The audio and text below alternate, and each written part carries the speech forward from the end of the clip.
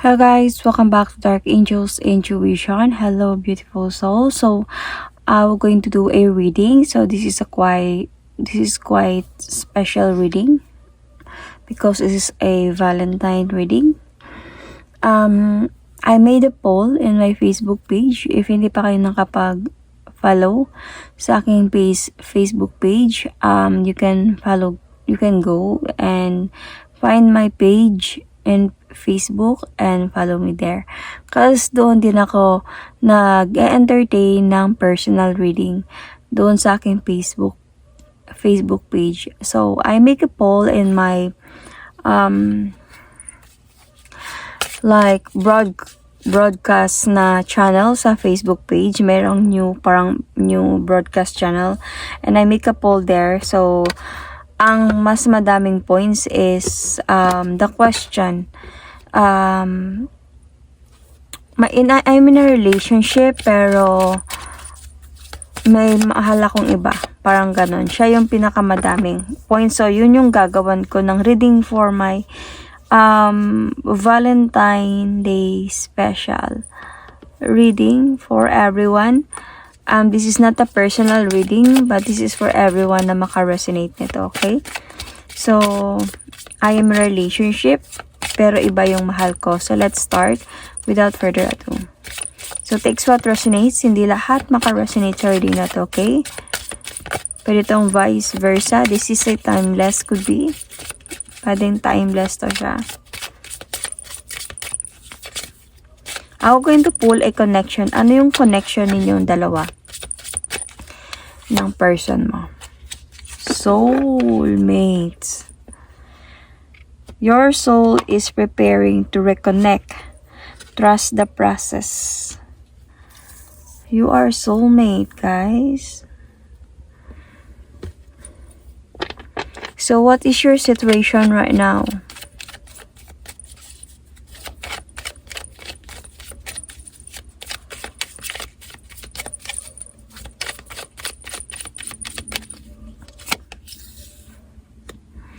Not today, not dealing, hurt, avoiding conversation, call, person, boundaries, still angry. I'm sorry, this is not a soulmate. This is not a total soulmate connection. But this could be a soulmate connection. So, nabilang kasi dito is soul. That means you could be a soulmate connection or the universe is preparing your souls to reconnect once again because you are not okay, like you are in a separation or you are in a like tower moment situation with your partner. Ngayon, hindi kayo okay ng partner mo. Kaya nga, nandun nga talaga sa question, I'm in a relationship, pero iba yung mahal ko. Siguro, isa na yun sa dahilan kung bakit nangyari to. But let's see. Let's start with the reading.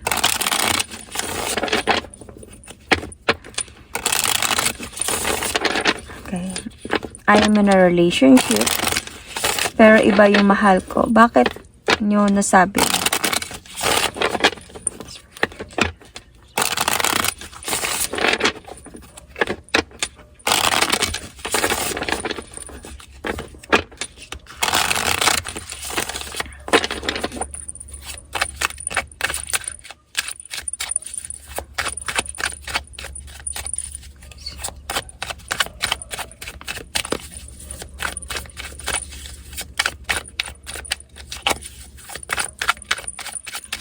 So, I am in a relationship, pero iba yung mahal ko. Why?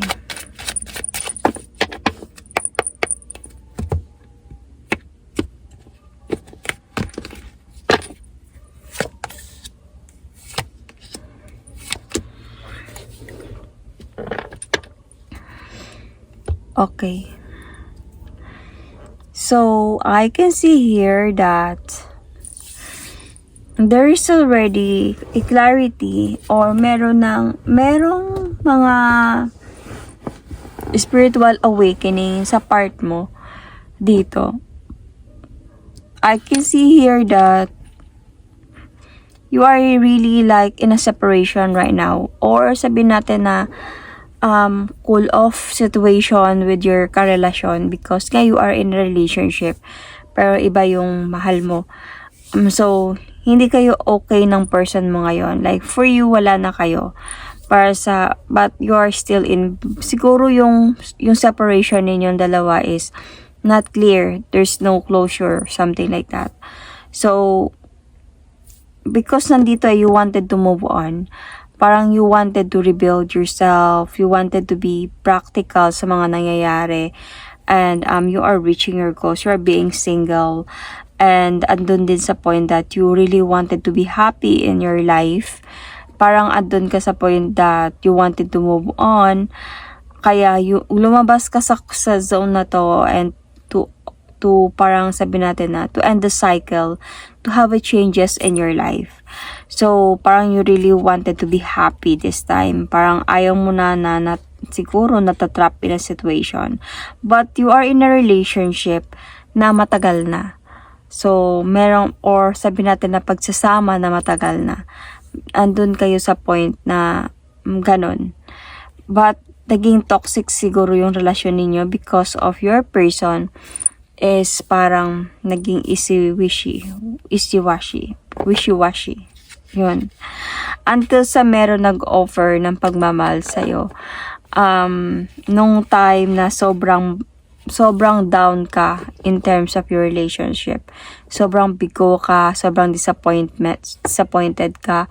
So parang meron nakapag-offer sa'yo ng love dito, and this change your life. Okay?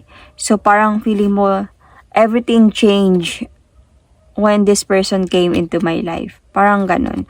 So you have decided, or you really wanted to decide here na parang pagpatuloy to until sa point na nagkaroon na kayo ng communication, nagkaroon na kayo ng mga, until sa nagkagusto ka na sa kanya. So, meron ng attraction dito, physical, emotional, or sexually attracted ka na sa taong ito. So, anyway, let's see more on this reading, kung ano pa yung makikita natin.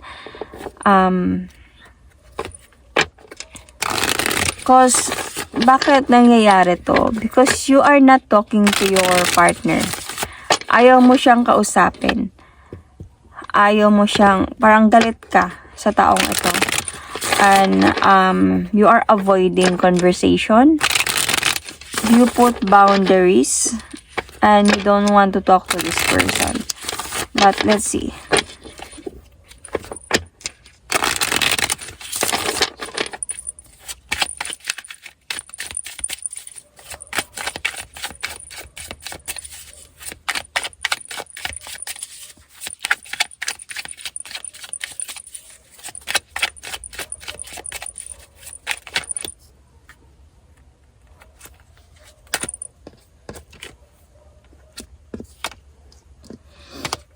Could be some of you are married.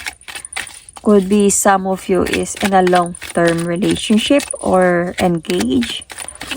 And you are very much disappointed sa mga nangyayari sa inyo. So may plano na kayong dalawa siguro. Some of you may plano ng ikasal. Some of you are kinasal na. Okay? Pero merong disappointments talaga dito eh. Parang namulat ka sa katotohanan, or namulat ka, or may clarity sa'yo, or realization na parang I am disappointed. Siguro hindi mo na. Siguro wag mo nang ituloy. Kasi parang hindi ako sure this time na ikakasal ba talaga ako sa taong ito. So, I can see here that because meron ding part ng betrayals dito sa side ng person mo. Okay? So, kaya parang nung time magulo kayong dalawa, palagi kayo nag-aaway, you are not talking, na separate ways kayo, may nakilala ka. So, bakit parang andun sa point na umatras ka sa kung ano man yung plano ninyong dalawa. Because na-disappoint ka na sa mga nangyayari. Because meron na ding betrayals sa relasyon ninyong dalawa ng person mo. Meron na ata kayong on and off connection. So, parang nakapag-isip ka, siguro palagi kayo nag-aaway. And, parang nakapag-isip ka na parang wait lang, walang mangyayari dito pag ganito. Atras mo na ako sa aming relasyon. Sa example, marriage, something, or engagement, something like that.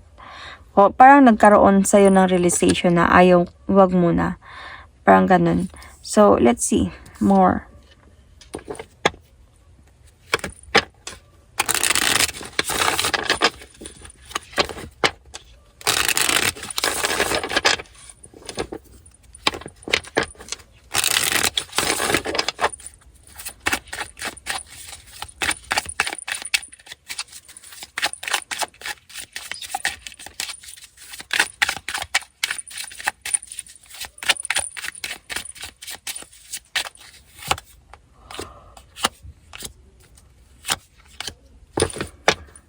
See, I told you. Nagmuni-muni ka dito eh. You gave this person a silent treatment. Sa marriage ninyo especially. Baka married kayo ng person na to. And merong betrayals na nangyari. Then parang andun ka sa point na you're not talking. Might be one of you gave a silent treatment. And might be this is you because nandito yung I don't want to talk to you. You're avoiding conversation, boundaries, goals, and even this person. You're angry about what happened na sobra kanyang sinaktan sa mga nangyari. That's why you are trying to move on. Okay? You are trying to move on until sa meron kang nakitang somebody dito. Somebody parang who is willing to love you. Somebody na parang sabihin natin na nag-treat sa'yo ng happiness, binigyan kanya ng happiness, somebody you felt parang totoo, until sa nagkaroon kayo ng relationship ng person na to. So, andun sa point na nakilala mo ito siya, itong taong ito, itong bagong taong ito, through times na you are not okay with your person.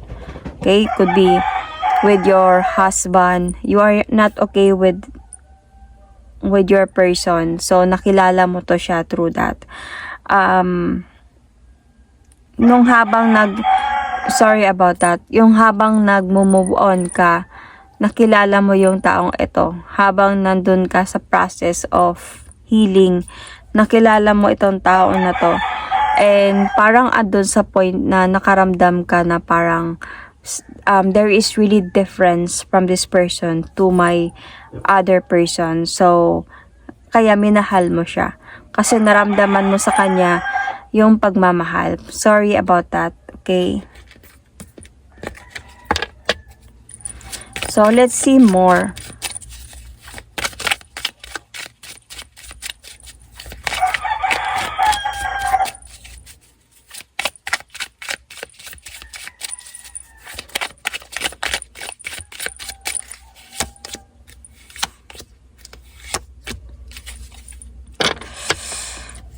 And honestly, this gave you a problem.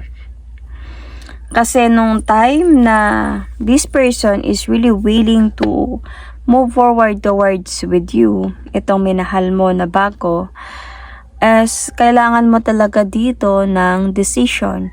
Kailangan mo magdesisyon kung sino ba talaga yung mamahalin mo or kanino ka ba hahantong. Because you are also thinking about the commitment that you have.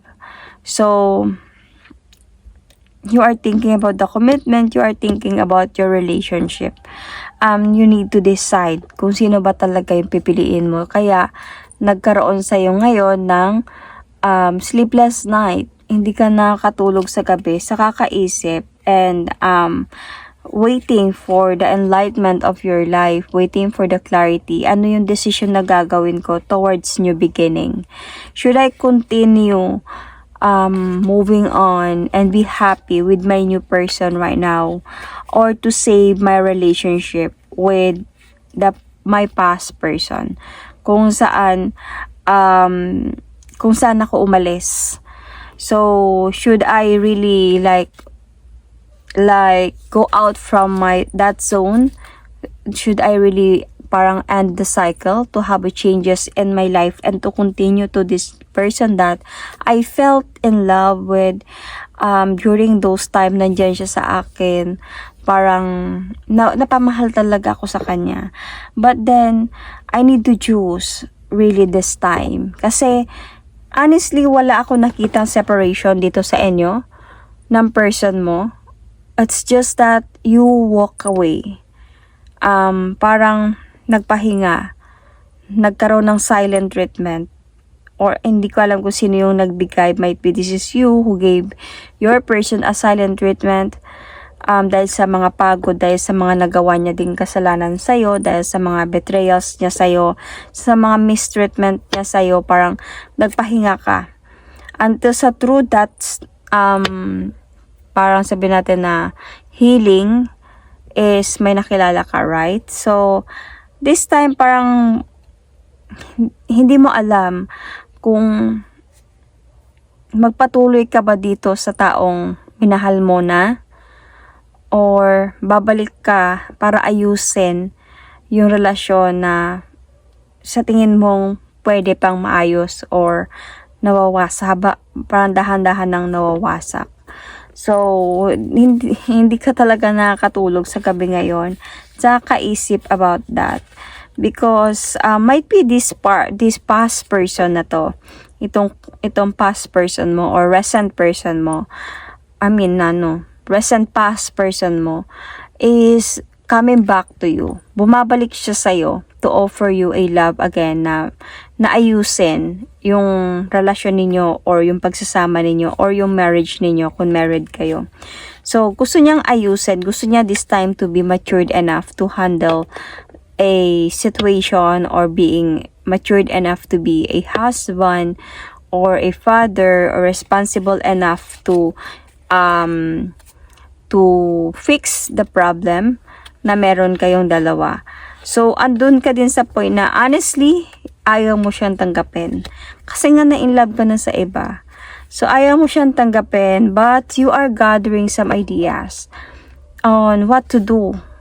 Pero nung nag-approach itong past person na to, balik na ayusin natin to, is parang adun sa'yo na umayaw ka muna. Kaya nga nandito yung oracle card na to is not today. Okay? I'm not dealing with you today. I will going to avoid you first. Galit pa ako, masakit pa sa akin. I will put boundaries. Isa na din dito sa dahilan because nahulog ka na din sa iba. So parang you wanted a decision. You wanted to think. Ayaw mo muna mag-decide. So let's see. Ano yung kailangan mong malaman talaga sa sitwasyon na to?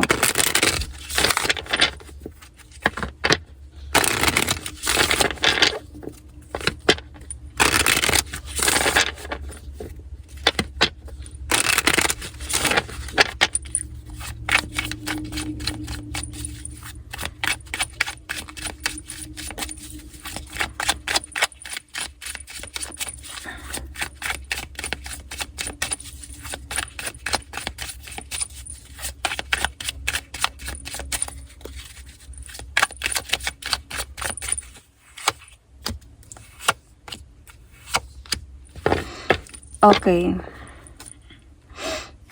Itong person na to, I can see this person is really like willing to fight for your relationship. Not the new one, but the previous one. Okay?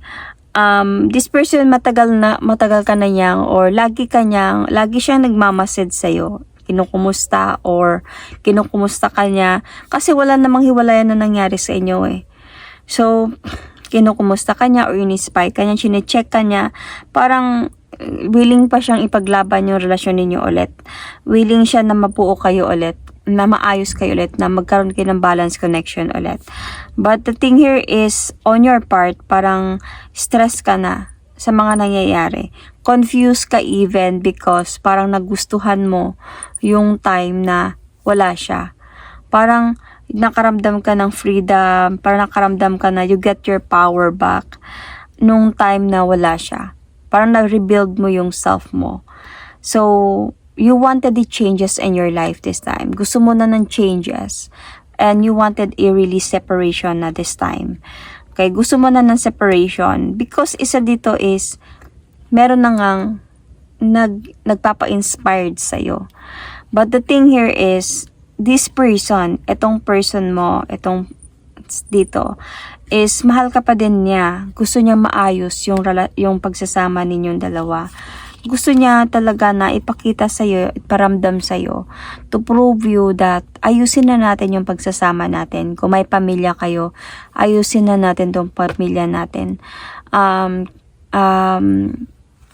Kung wala naman, let's parang fix this and i-proceed natin yung mga plano natin to have a family, to have a beautiful family, to have a successful family, or abundant relationship or family na pagsasama. This person really wanted to save your relationship or your marriage, pero parang sa'yo hindi ka na sure eh. Parang para sa'yo, parang umaayaw ka or umiiwas ka, you put boundaries. You are guarded. You guard yourself from this person. Parang andun sa point that parang sinasabi mo dito sa kanya that I wanted to have a healing process. Gusto ko na ma-healed from this. Hindi na ako sure. And parang feeling mo you wanted to move forward and never look back from this. So, but this person really offered you a new beginning. Kasi bakit nangyari? Bakit eto? Kasi parang feeling ko, because of this person na meron ka, you're already inspired eh. Mayroon ka na. Kaya nga, you are in a relationship, pero iba na yung mahal ko. So, may nagmahal ka na ng iba. Kaya parang gusto mo na magpatuloy doon. And, this is what you need to know. That this person will continue or will going to fight for his right or for your, relationship or marriage or pagsasama na meron kayo dalawa, ano man to, live-in man to, relationship man to, marriage man to. So, para magkaroon kayo ng balance connection again, this person is there really, parang he is always spying or always checking on you kung ano yung mga nangyayari kasi willing siya to fight for you. Pero ikaw na yung umiiwas. So, tignan natin kung ano yung mga yung outcome nito. Dalawa. Like sabi nga ng spirit guides ng universe is like your soul is preparing to reconnect your soul with your person. Okay? Trust the process. So, there is like kaya nandito na siya, nadahan-dahan na siya to reconnect with you. But, ikaw din yung umiiwas. Ikaw yung umaayaw because of the new person. So, let's see. Ano yung kailangan mong malaman with the person that you have right now? Kung saan na parang minahal mo ngayon. Okay? Dahilan kung bakit parang ayaw mo nang bumalik or ayaw mo nang ayusin yung pagsasama ninyo ng person mo. Ano yung pwede mangyari sa inyo ng person na kung saan nahulog ka?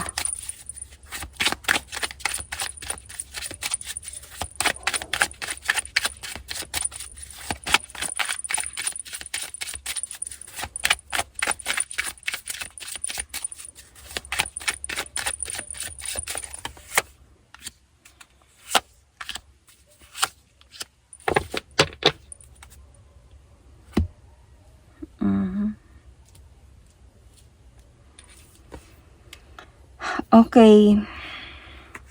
You know, feeling ko dito,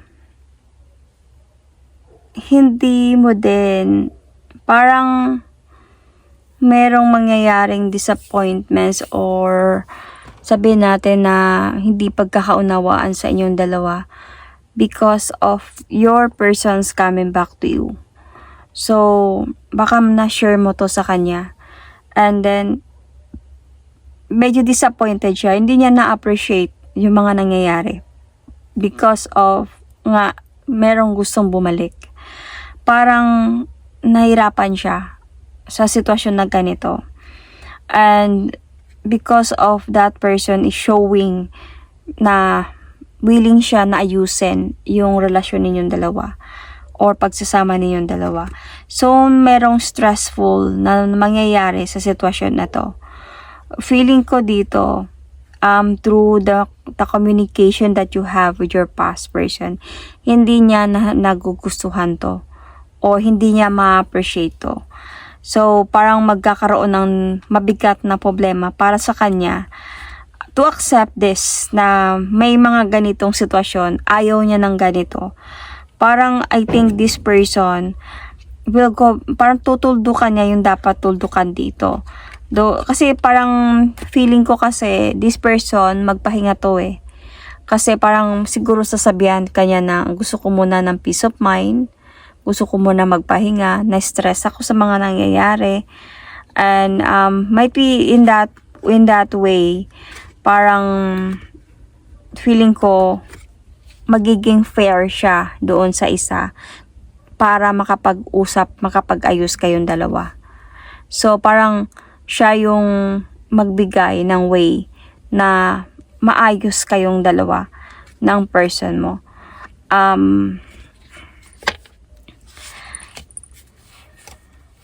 To fix your relationship with or to fix your problem with your past person. So, this person will going to give his way na para ma-save yung relasyon ninyong dalawa dito. Kasi honestly, he like you. Totoong minahal ka niya. Hindi mga nararamdaman mo sa kanya, totoo yun. Pero yun nga para sa kanya, kung ganito yung sitwasyon, parang para sa kanya, hindi niya kaya na, parang wala siyang right ba? Yun yung naramdaman niya dito. I have no right na hindi naman kayo naghiwalay eh. Pumasok lang ako sa buhay mo. And even if you wanted to choose me, parang para sa akin, dala ng konsensya kung bigat ng problema ko sa mga nangyayari. Kaya kahit sabihin natin kung may marriage dito sa inyong dalawa, legal marriage kayong dalawa, mahirapan siya eh. Parang mapapagod siya sa kakahintay kung kailan kanya totally na maangkin na magiging sa kanya. Kasi lalo na if this person will going to fight for the right, mahirap. Kaya parang ayaw niya nang to go further. Parang tutulong na lang siya para maayos kayong dalawa in a way na iiwas siya. Siguro iiwas siya in a way na magsasabi siya ng pahinga muna tayo. Let's give each other space. Na-stress ako. Gusto ko muna ng peace of mind. Doon na siya sa point na para to give you and your person a time na makapag-ayos. Kasi dito parang not accepting the offer from you because parang gusto niya na maayos kayong dalawa. Siguro ganito. You choose this person because you wanted na makapagsiwalay na sa kanya and you choose this. But this person did not accept the offer because of what is happening.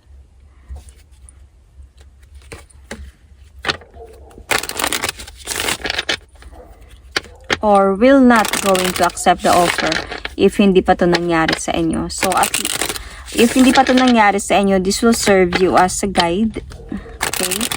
Na pwedeng ito yung mangyari. What is the outcome?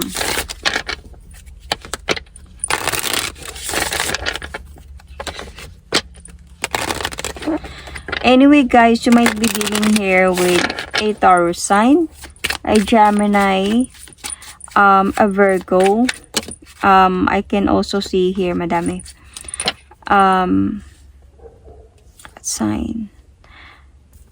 A Leo sign, Capricorn, Virgo, Taurus, Sun, Moon, Rising, Venus, Cancer, Scorpio, Pisces, Aries, Sagittarius, Leo. So, let's see for the outcome of this reading.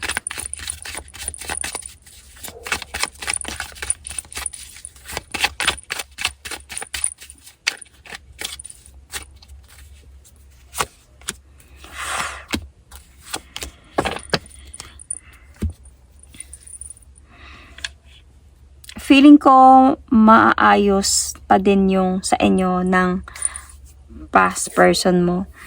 Because your soul is already preparing to reconnect. Okay? Trust the process. This is like, parang ang sinasabihan dito is yung past person mo. Trust the process. Your soul is preparing to reconnect. So, even if aayaw ka, your soul is already preparing to reconnect. So, kasi merong dito tendency that your person will really do his responsibility na ayusin yung family niya. So, mag-o-offer talaga siya dito ng victory para maayos yung family niya. I think that sa mga nangyari sa inyo, sa mga pagkakamali niya sa iyo, he will going to transform. Okay? Ayusin niya to. Para to give you happiness this time. Dahil matagal na kayo, ang dami nyo ng pinagdaanan na dalawa. Parang andun sa point na hindi siya nakakatulog sa gabi hanggat hindi kayo nakapag-uusap. During those time na hindi kayo nag-uusap, nahihirapan din siya at hindi siya nakakatulog sa gabi. Kaya this person did really came back to offer you a new beginning, a second chance. And to talk to you about the situation. But feeling ko on your part, ikaw talaga yung nag-offer ng separation pero hindi siya pumayag dito. Through this, sa mga nangyayaring ito, parang andun sa point na meron pa ring chance na maayos kayong dalawa ng past person mo. Pero andun nga sa point is matagal pa. Medyo hindi pa to ganun madali na mangyari. Madami pang transformation na mangyayari from you and your past person bago ninyo makamit itong happiness ng pagsasama ninyo. May mga mangyayari pang confrontation and really in the near future or in the future there is a chance, pero like sinabi ko nga na hindi siya ganun kadali. Okay? Pero yung past person mo, willing naman siya. Pero dito sa point mo kasi, nagmahal ka ng iba. Okay? Meron naman ditong betrayals talaga. Kaya ito nga dahilan kung bakit kayo nagkagulo. Pero hindi niya sineryoso yun eh. Mas nagwilling siya na to get you back para maayos kayong dalawa. Pero dito kasi sa'yo, nararamdaman mo yung difference eh. Parang you wanted to make this a whole and to leave this person para kayo yung mabuo. But the thing here is, hindi inaccept yung offer mo nung person na yun because of sa anong nalalaman niya about your relationship or your connection with your person. So parang ayaw niya maging unfair. Parang wala siyang laban. Para sa kanya, iiwas na lang siya para maayos kayong dalawa. I can sense in an Aries sign, Taurus. So, ganun yung mga nangyayari. There is a chance of happiness pa when your soul is preparing to reconnect. There is still a chance even if you will going to avoid this person. You're still angry but I didn't see an ending. So there is really a chance of connection sa inyong dalawa na mag-asawa. Remember guys, this could be a vice versa as I said, okay? Capricorn sign is here, Leo sign, Gemini. Okay, I will going to pull a message from the spirit guides. Kung ano yung gustong sabihin ng spirit guides sa connection na to, sa reading na to, para sa inyo. Ano yung message ng spirit guides?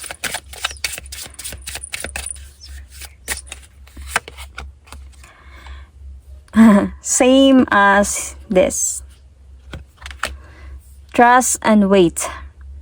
You are being prepared for your blessing. Right? In order to receive, you have to be ready to receive things you are going through right now. You are not random. This is not random. Trust the flow of the universe. So, as again, trust the wait. You are being prepared for your blessing. In order to receive, you have to be ready to receive. Things you are going through right now are not random. Hindi to, like itong mga nangyayari sa inyo, hindi to sabihin natin na nangyayari lang. There is a purpose kung bakit nangyari to. So, parang binigyan kayo ng test ng universe na may pumasok sa buhay mo to test kung gaano katatag yung pagsasama ninyong dalawa, yung pagmamahal mo sa kanya, yung pagmamahal ng person din na to para sa'yo. So, there is really, parang I felt soulmate connection here. Gaya ng una ng sabi ko. So, things you are going through right now is not random. Trust the flow of the universe. Same as what the connection said. Your soul is preparing to reconnect. Trust in the process. So, let's see a message. This is a love message oracle card for the both of you. Deep in your heart, you already know the answer. Okay? Do what feels right. So, you know what is right. So, do what feels right. So, as I said, this is a vice versa. This could be a vice versa. This could be you as who answered in the poll na I am in a relationship but I am in love with someone else. So, could be hindi man to lahat para sa married people. Pwedeng sa in a relationship but may mahal kang iba. So, this could be you. This could be your. So, takes what resonates, okay? So, that is my reading for you guys. Thank you and God bless.